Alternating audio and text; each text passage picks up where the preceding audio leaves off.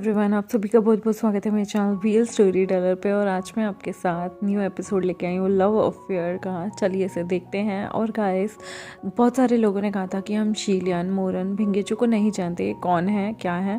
तो मैंने इनकी पिक्चर्स आप लोगों को जो है इस वीडियो में दे दी हैं। ये कौन है, क्या है, कैसे दिखते हैं, इनका अपीयरेंस क्या है, वो आपको इनकी पिक्चर से आइडिया लग जाएगा।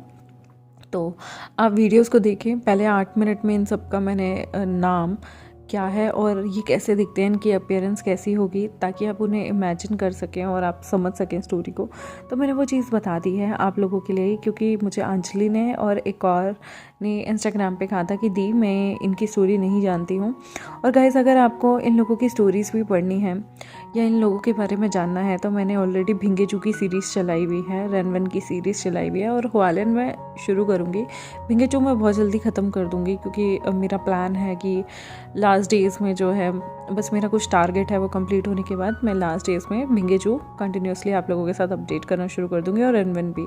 तो गाइस, तब तक थोड़ा सा पेशेंस रख लें। मुझे पता है बहुत सारे लोगों को भिंगेचू और रेनवन बहुत पसंद है, बस थोड़ा सा पेशेंस रख लें। आई होप आप लोग माइंड नहीं करेंगे। मैं बहुत जल्दी आप लोगों के साथ चीज़ें शेयर करूँगी। अभी मेरे पास टाइम नहीं मिलता गाइस, थोड़ा मेरे पास टाइम की कमी है। और चलिए आज के एपिसोड को हम शुरू करते हैं।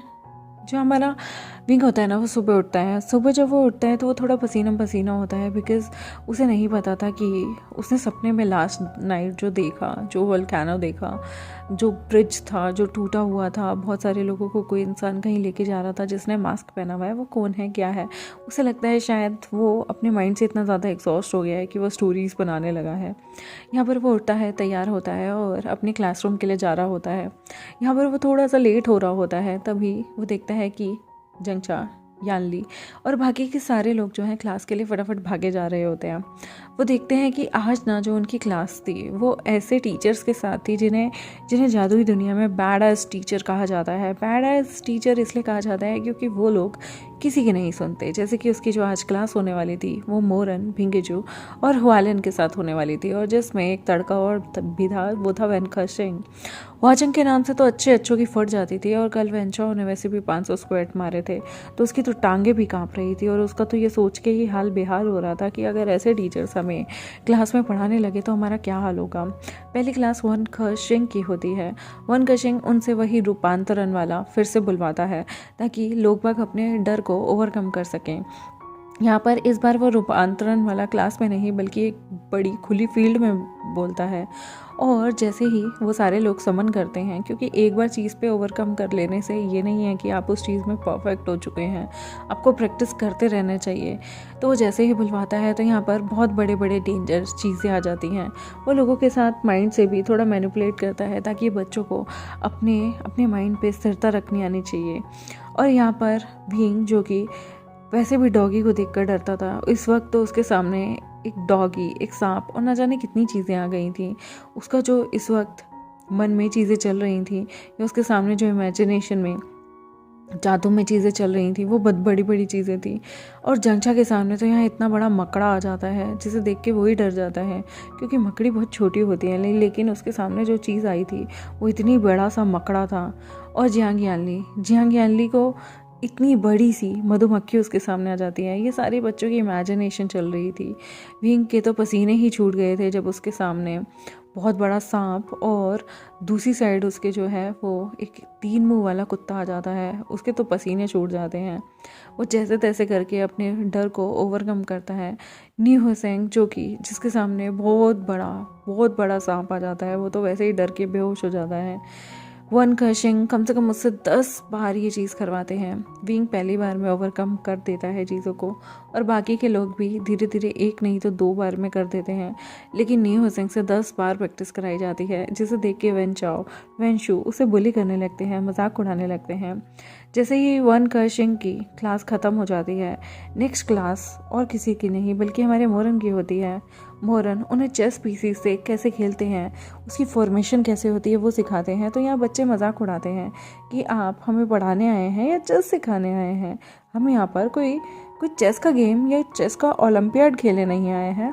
मोरन कहता है ये चेस के पीसेस जब आपको चेस खेलना अच्छे से आ जाएगा तो किस पीस को कहाँ रखना है ये भी आ जाएगा। और याद रखिएगा ये पीसेस कुछ और नहीं बल्कि लोगों की सोल से जुड़े हुए पीसेस हैं। इस तरह की फॉर्मेशन आपको रीबर्थ के द्वार तक ले जाती है, रिकार्निएशन के द्वार तक ले जाती है और आपकी सोल को आपकी बॉडी से अलग करके दूसरे बॉडी में या फिर आपके पिछले जन्म में या आपके प्रीवियस बर्थ में भी जोड़ देती है। वो उनको वो टेक्निक सिखाता है, लेकिन वो टेक्निक फ़िलहाल कहीं भी कोई भी उस टेक्निक को नहीं चला पाया था। मोरन उस चीज़ में बहुत बहुत लेवल तक उसने महान उपाधि हासिल कर ली थी, लेकिन ऐसी चीज़ें फॉरबिडन हुआ करती थी। ये चेस का गेम सिर्फ चेस के लोगों को मात देने के लिए था, लेकिन किसी भी एंगल से वो इस चीज़ को प्रमोट नहीं कर रहा था कि लोग रीबर्थ लें या रिकार्निएट हो जाएं।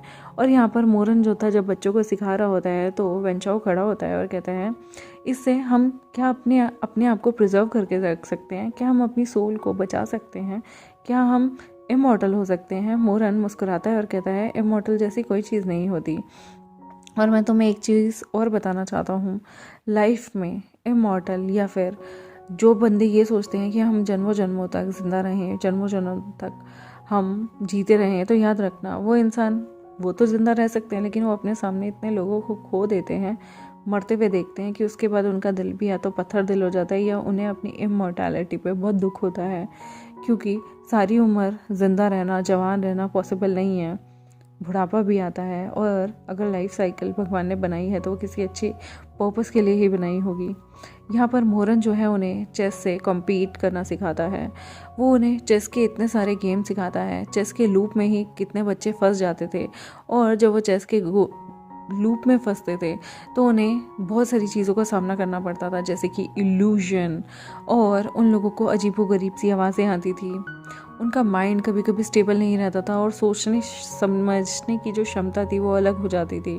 तब वो बताता है कि ऐसी बहुत सारी सिचुएशन आती हैं जहाँ पे हम इल्यूजन में या फिर हम किसी डिल्यूजन में होते हैं, हमें समझ नहीं आता सच क्या है, हकीकत क्या है और गलती क्या है।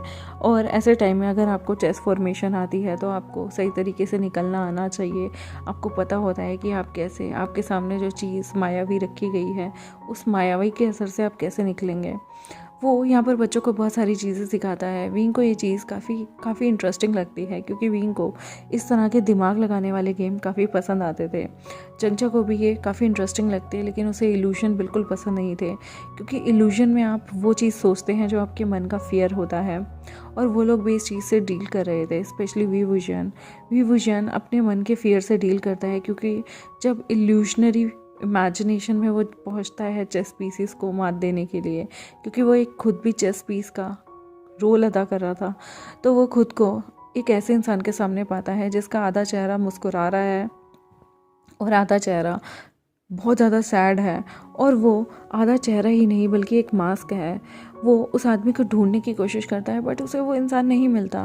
वो इल्यूजन में उसके पीछे जाता है और वो उसे चेस में फंसाने की कोशिश करता है। तो यहाँ पर विंग अपना दिमाग लगाता है और वो सोचता है ये तो एक इल्यूजन है और ये मुझे असली राह से भटका रहा है। वो चेस के पीसेस के अकॉर्डिंग अच्छे से चलता है, चेकमेट देता है अपने अपोनेंट को और चेस में से निकल जाता है।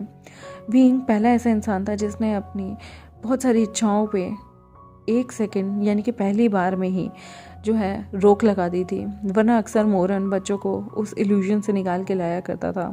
जब उसे लगता था कि ये टाइम से ज़्यादा इल्यूशनरी वर्ल्ड में रह रहे हैं तो इससे हमारा दिमाग भी नम पड़ सकता है। मोरन बहुत इम्प्रेस होता है यहाँ पर विवुजन की स्किल से। जंगचा जो कि इल्यूजन दुनिया में बहुत ज़्यादा सैड हो जाता है। कभी कभी इस इल्यूजन दुनिया में अगर कोई बच्चा बहुत ज़्यादा सैड हो जाए तो वो डिप्रेशन में भी जा सकता था, यहाँ तक कि सुसाइड और किलिंग के थॉट्स भी उनके अंदर आ सकते थे, क्योंकि इल्यूजन में हमें नहीं पता हम सैड ट्रिप में जाएंगे या खुशनुमा ट्रिप में जाएंगे। यहाँ पर जंगचा जो था वो सैड ट्रिप में चला गया था कि किस तरह से उसकी मॉम बुली किया करती हैं, और उसे यहाँ पर लगता है जैसे उसके पिता उसे नहीं चाहते बल्कि विंग को अपना बच्चा मानते हैं। वो इस तरह के ट्रैप में खो रहा था कि उसे मोरन वापस निकाल के लाता है।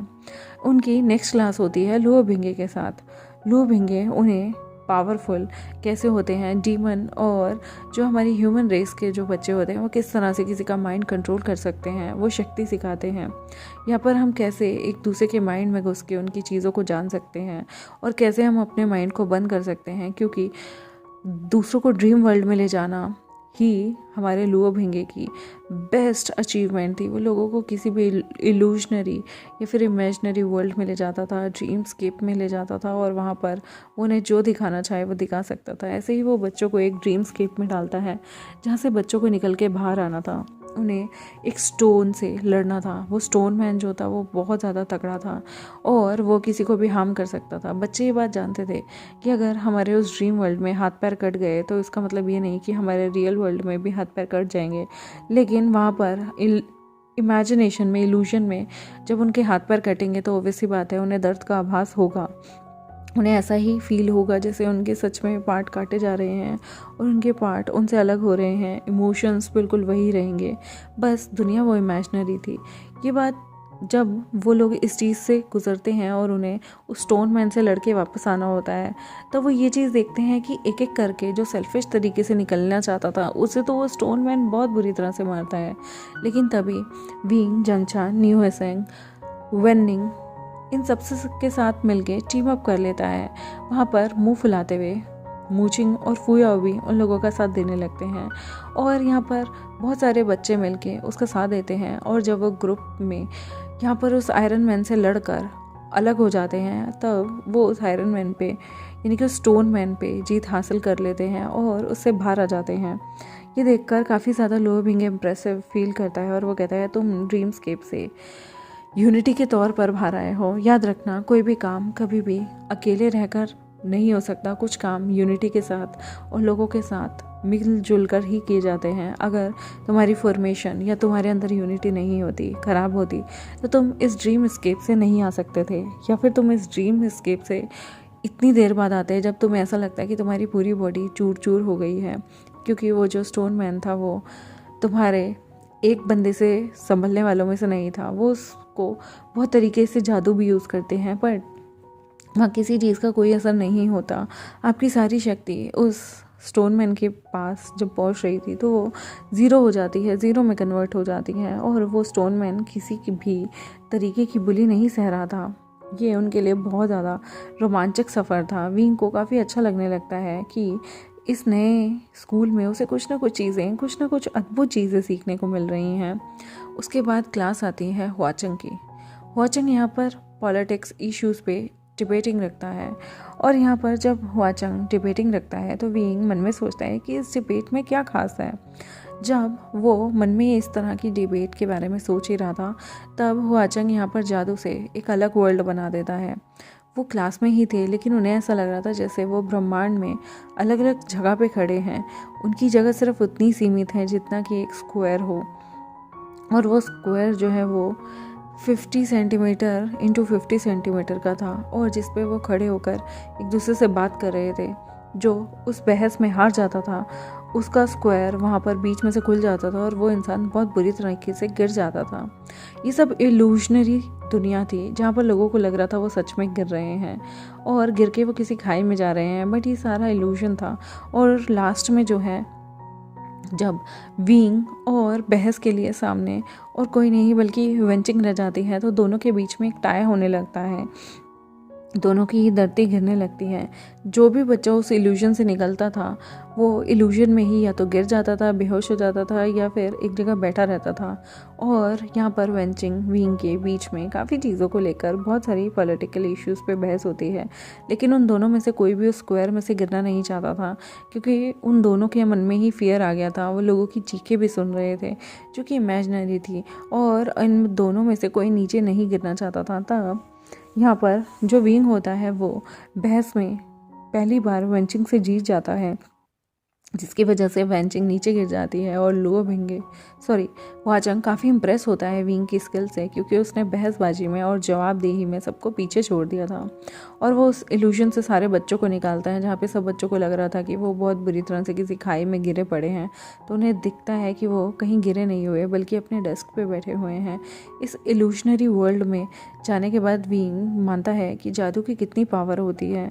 इस जादू से जिस वो इल्यूशनरी वर्ल्ड में गया, अगर वो अपने माइंड का सबकॉन्शियसनेस खो देगा तो वो यहाँ पर बिल्कुल ही हार जाएगा, क्योंकि जादू से किसी को भी पता नहीं चलता सच क्या है और बुरा क्या है और झूठ क्या है, जिसकी वजह से लोग बाग इल्यूशनरी वर्ल्ड में जा के पागल भी हो जाया करते थे।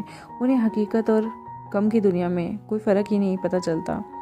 अब इन लोगों का रिसर्च हो जाती है और ये लोग अब खाने पीने के लिए बाहर आते हैं। यहाँ पर विंग कह रहा था आज मुझे सच में बहुत मज़ा आया। जंगचा कहता है मुझे तो बिल्कुल मज़ा नहीं आया, मुझे ये क्लासेस इतनी डरावनी लगती है ना, मुझे तो ऐसा लगता है कि अगर ये इस इल्यूशनरी वर्ल्ड में हमें डालते रहे तो मैं तो एक दिन पागल ही हो जाऊँगा। सच में मुझे तो कभी कभी बहुत डर लगता है इस जादुई दुनिया से। वो जंगचा और शिजे जो हैं वो खाने के लिए जा रहे होते हैं। वेनिंग भी उन्हें ज्वाइन कर लेता है, क्योंकि वेनिंग उन्हीं के साथ का था। और यहाँ पर ब्रदर ब्रदर चिल्लाते हुए न्यू हिसिंग भी आ जाता है। वो कहता है आज तो आपने कमाल कर दिया, आपने 2 जगह बहुत अच्छे से परफॉर्म किया है। सच में मुझे तो ऐसा लगता है इन बैड एज टीचर के आप फेवरेट बनने वाले हैं ब्रदर वी विजन हंसता है और मुस्कुराता है और कहता है हाँ तो मुझे बैड एज टीचर के ग्रुप में ही डाल दो।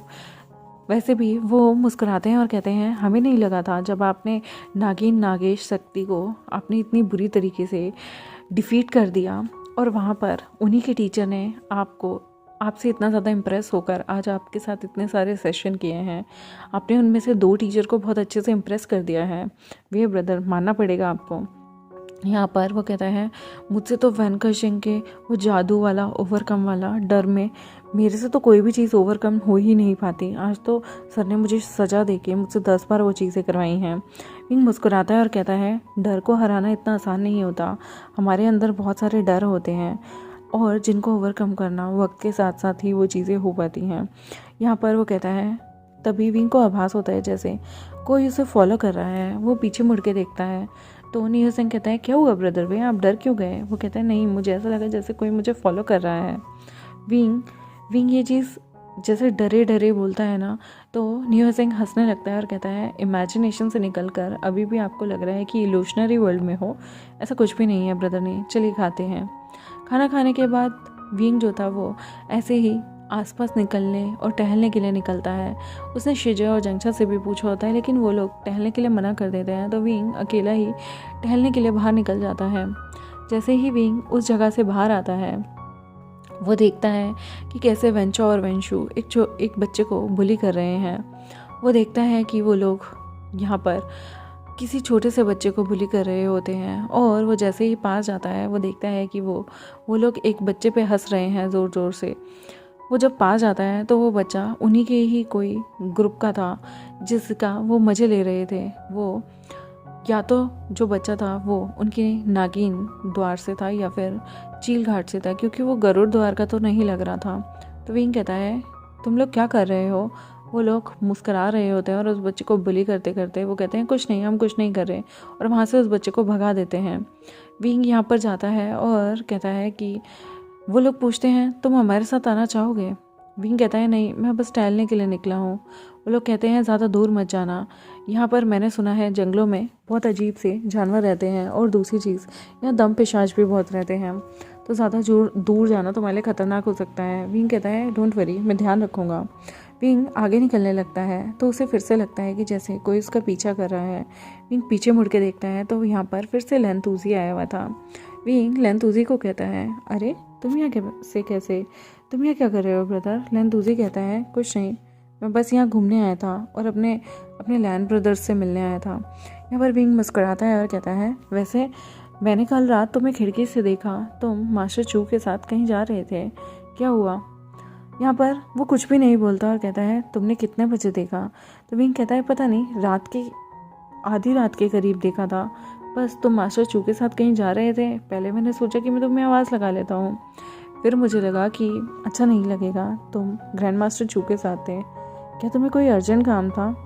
यहाँ पर बड़े प्यार से जो हमारा लेंथूसी होता है वो कहता है नहीं, मुझे कोई बहुत बड़ा काम तो नहीं था, बस वो हम लोग किसी मैटर में डिस्कस करना चाहते थे और मैं अंकल चिरन, हेडमास्टर चिरन से मिलने आया था। विंग कहता है ओह रियली, ये तो बहुत अच्छी बात है। वैसे वो पूछता है तुम्हें यहाँ पर आने के बाद कैसा लगा। विंग कहता है मुझे यहाँ आने के बाद बड़ा मज़ा आया। तुम्हें पता है आज मैंने वो बैड हैज़ टीचर का ग्रुप देखा। जैसे ही वो बैड हैज़ बोलता है तो घूर के लेंथूसी उसे देखने लगता है। तभी विंग कहता है आई मीन डार्क आर्ट्स के टीचर, इनकी क्लास में मुझे बहुत मज़ा आया, स्पेशली हुआचंग सर की क्लास में और मोरन सर की क्लास में बहुत मज़ा आता है। यहाँ पर लेंथूसी को वो कहता है तुम्हें पता है डार्क आर्ट्स इतनी ज़्यादा भी बुरी नहीं होती। मैंने सुना है कि बहुत सारे लोग इल्यूशनरी वर्ल्ड को रियल वर्ल्ड से इमेजिन करने लगते हैं। फिर वो कहता है अरे तुम तो छोटे हो तो मैं क्या ही मैं समझाऊँ। तो वो कहता है मैं छोटा हूँ लेकिन मैंने इसके बारे में पढ़ाई की है। तब विंग इम्प्रेस होते हुए लेंथूसी से कहता है अच्छा वो तुमने इस बारे में भी पढ़ाई की है, तुम कितना सुपर इंटेलिजेंट हो। मुझे ये चीज़ तुम्हारी बहुत अच्छी लगती है कि तुम हर चीज़ जानने की इच्छुक होते हो। मैं तुम्हें बताता हूँ, तुम्हें पता है सर की क्लास में इतना मज़ा आया, मैंने खूब इन्जॉय किया और मुझे खूब मज़ा आया। लेंथूसी कहता है क्या तुम्हें यहाँ पर रह के कोई प्रॉब्लम तो नहीं होती ना। तो विंग कहता है नहीं, मुझे क्या प्रॉब्लम होगी, पर तुम्हें पता है मैंने कल एक भयंकर सा अजीब सा सपना देखा। यहाँ पर लेंथूसी उसे पलके झपका कर देख रहा होता है और कहता है सपना, कैसा सपना। विंग यहाँ पर पास में ही पड़े पत्तों को पैर से ऐसे ही छेड़ रहा होता है और कहता है पता नहीं क्या सपना था, अजीब सा, आग लगी हुई है, ब्रिज टूटा हुआ है, पता नहीं क्या सपना था। लेकिन खैर तुम ये बताओ तुम यहाँ पर क्या कर रहे हो, तुम्हें क्लास नहीं है क्या, और तुम इस डीप जंगल के आसपास क्यों घूम रहे हो। मैंने अक्सर तुम्हें इतना साइलेंटली चुपचाप घूमते हुए देखा है ना, मुझे तो डाउट होता है कहीं तुम कोई दम पेशाज तो नहीं हो। लेंथूसी घूर के उसे देखने लगता है और कहता है दम पेशाज। यहाँ पर विंग मुस्कुराता है और कहता है नहीं नहीं, तुम जैसा क्यूट बच्चा क्यों दम पेशाज होगा। वैसे एक बात बताओ, तुम बिल्डिंग में रात में कैसे घूम सकते हो, 9 बजे के बाद तो यहाँ पर सब स्टूडेंट का घूमना मना है। लेंथूसी कहता है पर मुझे परमिशन है। वो कहता है उस दिन भी जब तुमने अपना कोई जेड टोकन दिखाया और तुम दूसरे रास्ते चले गए थे। लेंथूसी कहता है मैं लेंसेक से हूँ ना, तो हम लोगों को प्रिविलेज है, ये हमारी ही दुनिया है, हमारी ही जगह है। विंग कहता है तुम्हें बड़े बड़े जानवरों से डर नहीं लगता। तो यहाँ पर लेंथूसी कहता है मुझे क्यों डर लगेगा, मैं यहाँ पे पला बड़ा हूँ, यहीं पे बड़ा हुआ हूँ। विंग उसके सिर पे हाथ फेरता है, उसकी चीक्स को छेड़ता है और कहता है तुम्हें क्यों लगेगा, तुम भी तो एक लिटिल मॉन्स्टर हो। लेंथूसी कहता है मैं कोई मॉन्स्टर नहीं हूँ, मैं लैन हूँ। यहाँ पर विंग जो है उसके गालों को छेड़ता है और फिर बड़े प्यार से लेंथूसी को अपनी लैप पे बैठा लेता है और कहता है अच्छा ये बताओ तुम्हारे साथ तुम्हारी एज का कोई नहीं खेलता क्या। लेंथूसी कहता है मुझे अकेले रहना और अकेले घूमना ज़्यादा पसंद है। विंग कहता है ये क्या बात हुई, बताओ ना, क्या तुम्हारे पास आसपास तुम्हारी एज का कोई भी नहीं है, कोई बच्चा। अच्छा ये बताओ तुम्हारे यहाँ पर जो हैंडसम लड़कियाँ हैं, वो मैंने सुना है कि लेंसेक में बहुत खूबसूरत लड़कियाँ होती हैं, वो कहाँ हैं। यहाँ पर लेंथूसी उसे घूर के देखता है और कहता है तुम यहाँ पर लड़कियों के साथ छेड़खानी करने आए हो, ये चीज़ फॉरबिडन है। अगर किसी को पता चल गया, स्पेशली हेडमास्टर चिरन को, तो वो तुम्हें यहाँ से दूर फेंक देंगे और तुम्हें अज़्काबान में डाल देंगे। अज़्काबान का नाम सुन के तो वैसे ही विंग की फट जाती थी।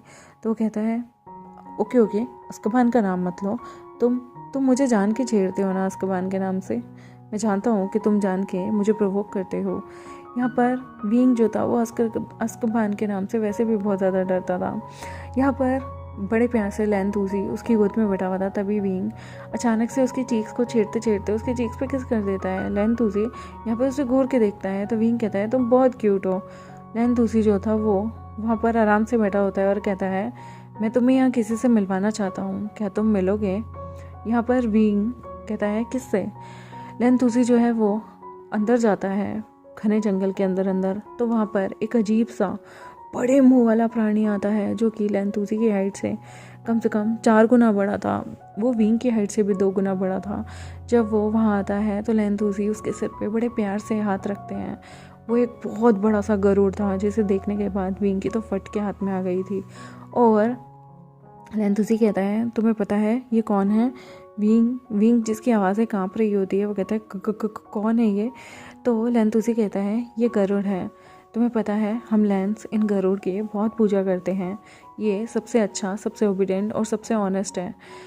इस जैसा कोई भी पक्षी नहीं होता। ये सबसे पवित्र पक्षी माना गया है। और जैसे ही विंग गरुड़ को देखने लगता है, विंग हैरान हो जाता है और कहता है ये बहुत बड़ा है अपने साइज से।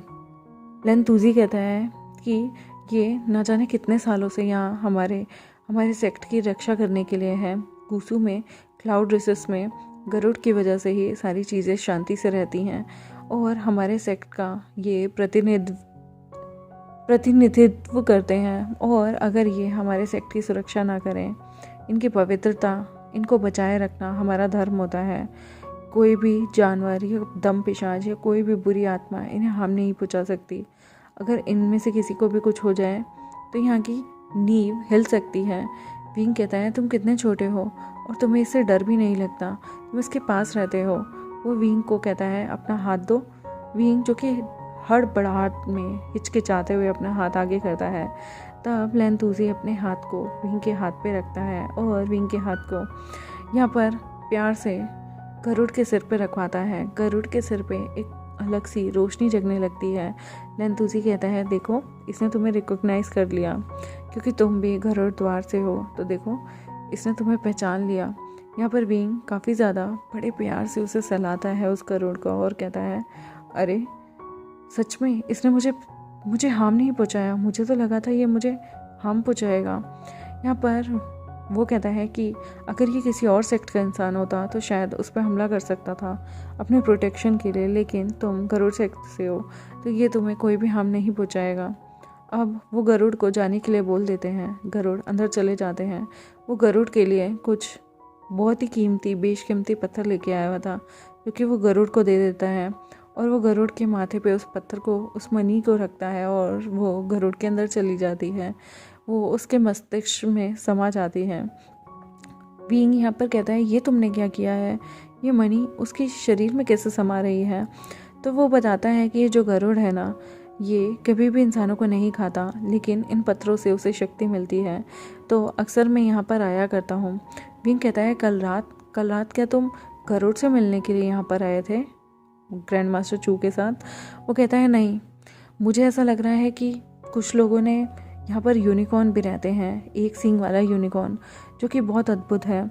कुछ लोगों ने उसे मारने का प्रयास किया था। जब मुझे ये चीज़ पता चली तो मैं ग्रैंड मास्टर चू के साथ यहाँ आ गया था।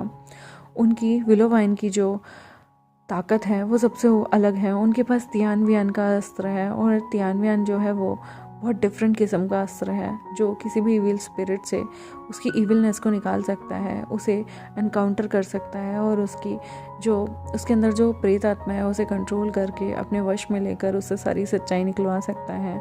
तो यहाँ पर विंग कहता है ऐसे भी अस्त्र होते हैं दुनिया में। यहाँ पर लेंतुजी उसे देखता है, बहुत प्यार से देखता है।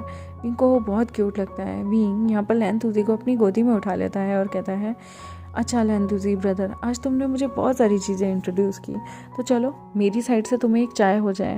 लेंतुजी कहता है नहीं, मुझे काम है, मुझे उतारो अपनी गोद से। विंग कहता है नहीं उतारूंगा। लेंतुजी कहता है मुझे जाने दो ना, मुझे बहुत सारा काम है। विंग कहता है मैं तुम्हें क्यों जाने दूँ, नहीं तुम मेरे साथ रहोगे।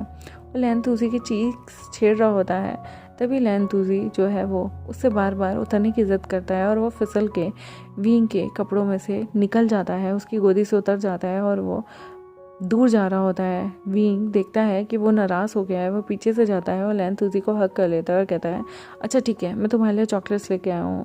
वो कुछ कैंडीज लेंतुजी को ऑफर करता है। लेंतुजी मना कर देता है खाने से। तो विंग कहता है तुम क्यों नहीं खा रहे। वो उसकी चीख को पोक करता है और कहता है खाओ ना, बच्चों को तो कितनी पसंद होती है कैंडी। लेंतुजी मना करता है और कहता है नहीं, आज हमें मीठा खाने से मना किया गया है। विंग यहाँ पर उसके मुंह को अपने पास करता है। वो उसकी क्यूट प्यारी प्यारी बेबी आइज़ को देखता है, उसके प्यारे प्यारे होठों को देखता है और वो एक कैंडी का टुकड़ा निकाल के उसके मुंह में डाल देता है और कहता है खा लो, कुछ नहीं होता, तुम छोटे हो, अगर तुम नहीं खाओगे तो कोई और भी नहीं खाएगा।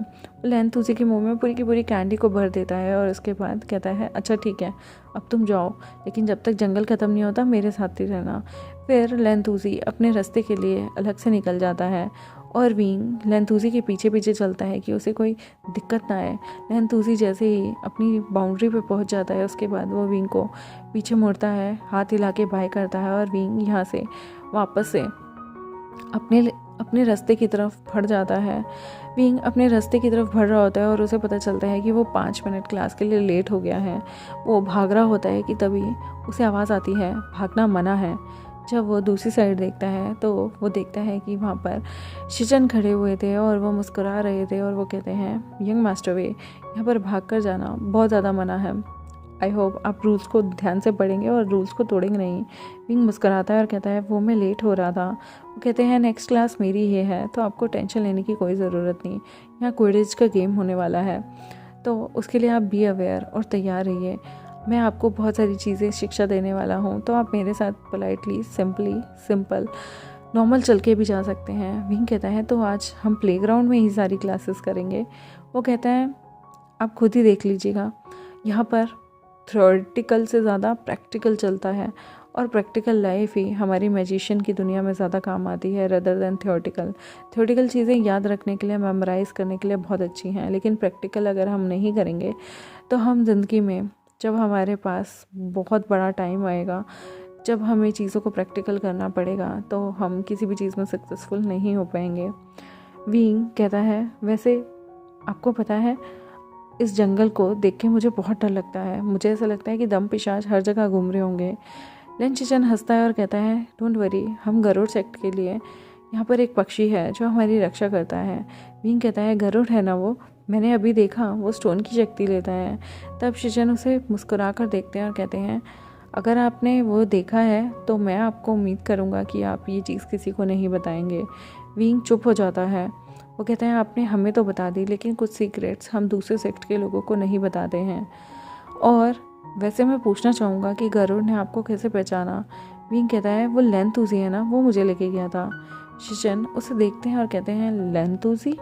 विंग कहता है वो छोटे विंग से है, वो छोटे विंग से आता है और बहुत छोटा है, 8-1 साल का है। यहाँ पर शिचन मुस्कुराते हैं और कहते हैं ओह, मतलब वो जो यहाँ पर टीनेज या फिर जो बच्चों वाली कॉट है उधर से आता है। तो विंग मुस्कुरा कर कहता है वो उधर से आता है, उस साइड से, और वो बहुत छोटा है, वो आपकी तरह ही कपड़े पहनता है, रिबन भी बांधता है, लेकिन शायद 8 या 5 या ऐसे कुछ साल का होगा। यहाँ पर शिचन मुस्कुराते हैं और कहते हैं होगा, शायद इतने ही साल का होगा। वो कहते हैं वो आप परसों आप लोगों से मिलने भी आया था। शिचन मुस्कुराते हैं और कहते हैं ओके आप किसकी बात कर रहे हैं मैं समझ गया, बट मुझे उसका नाम नहीं पता था कि उसका नाम लेंथूसी है। यहाँ पर वो मुस्कुरा रहे होते हैं और विंग कहता है आप मुस्कुरा क्यों रहे हैं। वो कहते हैं कुछ नहीं, मुझे कुछ ही बातें याद आ गई, चलिए यंग मास्टर वे क्लास के लिए चलते हैं। फिर वो विंग को अपनी क्लास के लिए ले जाते हैं। देखते हैं गाइस पहली बार विंग का जो एक्सपीरियंस होगा तलवार पे उड़ने का और झाड़ू पे उड़ने का वो कैसा रहेगा, और क्विडिच के गेम के लिए क्या वो आगे चल के क्वालिफाई होगा या नहीं होगा। देखते हैं, बहुत मज़ा आने वाला है। आगे क्या क्या गेम होंगे, क्या क्या चीज़ें होंगी और क्या क्या प्रॉब्लम्स आएंगी, किस तरीके के जादू होने वाले होंगे, किस तरीके के इल्यूजन होंगे और किस किस टीचर को विंग अपसेट कर देगा और किस किस की गुड बुक्स में आएगा, ये भी देखते रहेंगे। तब तक के लिए मिलते हैं, बाय। मेरे चैनल को सब्सक्राइब, वीडियोस को लाइक, बेल आइकन को प्रेस करना बिल्कुल मत भूलिएगा। Thank you very much, bye.